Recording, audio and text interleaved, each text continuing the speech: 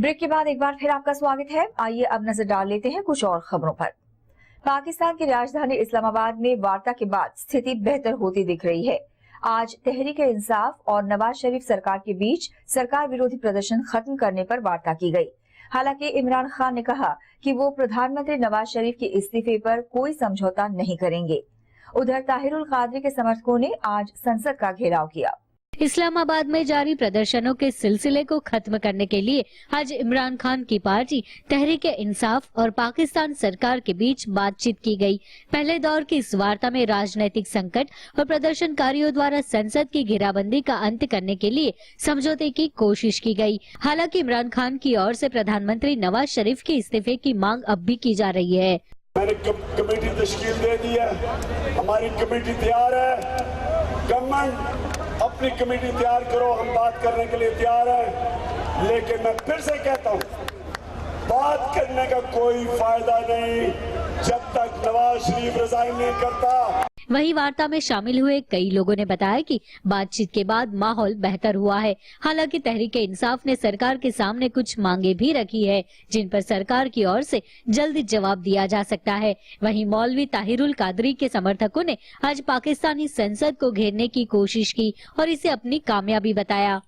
मुतालबात इंशाल्लाह जल्द जो है ना वो पूरे होंगे, बहुत जल्द होंगे इंशाल्लाह ताला, इसलिए कि ये झूठे हैं और झूठ जो है कितने दिन तक चलेगा। हालांकि संसद के घेराव के बावजूद सांसदों ने संसद सत्र में हिस्सा लिया। आज संसद ने एक प्रस्ताव भी पास किया, जिसमें कहा गया कि कुछ हजार लोग संसद का अपमान कर रहे हैं।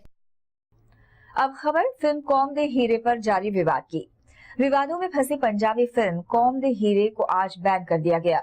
ये फिल्म पूर्व प्रधानमंत्री इंदिरा गांधी की हत्या पर आधारित है। गृह मंत्रालय ने इस फिल्म को आपत्तिजनक बताया था, वहीं कांग्रेस ने इसका कड़ा विरोध किया था।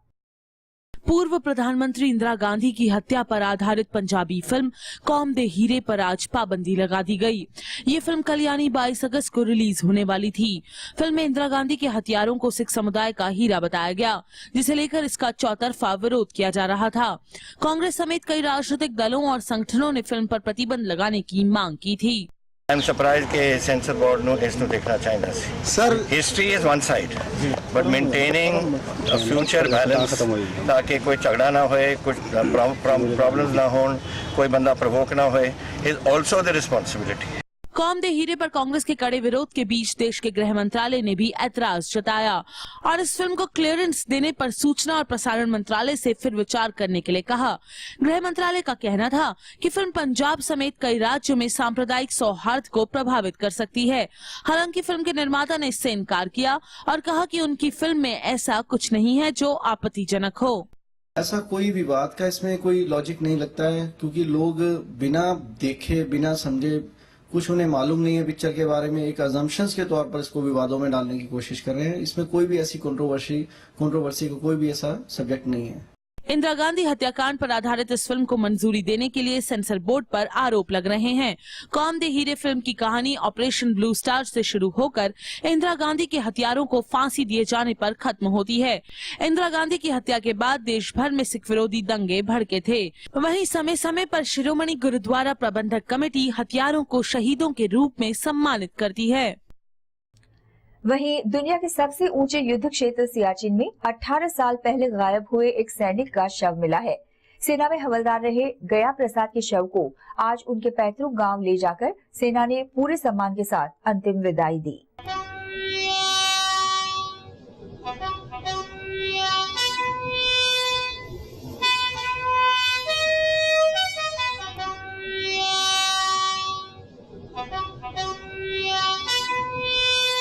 ये कुदरत का अनोखा खेल ही है कि 9 दिसंबर 1996 को दुनिया के सबसे ऊंचे युद्ध क्षेत्र सियाचिन में हवलदार गया प्रसाद लापता हो गए।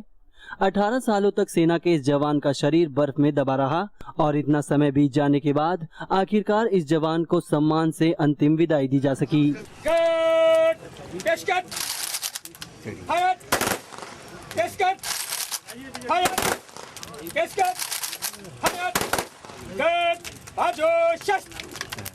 हवलदार गया प्रसाद के बर्फ में दबे रहे शरीर को 18 साल बाद उनके पैतृक गांव मैनपुरी लाया गया, जहां पूरे गांव ने इकट्ठा होकर उन्हें अंतिम विदाई दी।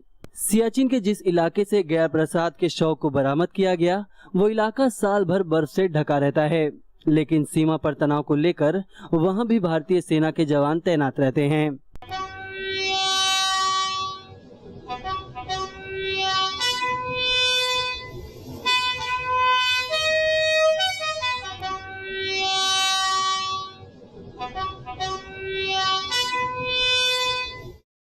गया प्रसाद को बर्फ की कब्र से उस वक्त खोजा गया जब सेना के जवान उत्तरी ग्लेशियर के खंडा और डोलमा पोस्ट के बीच गश्त कर रहे थे।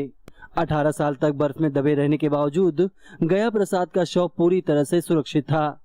उनकी जेब से जवानों को कमांडिंग ऑफिसर का लिखा गया एक पत्र भी मिला, जिससे प्रसाद के बटालियन की पहचान हुई।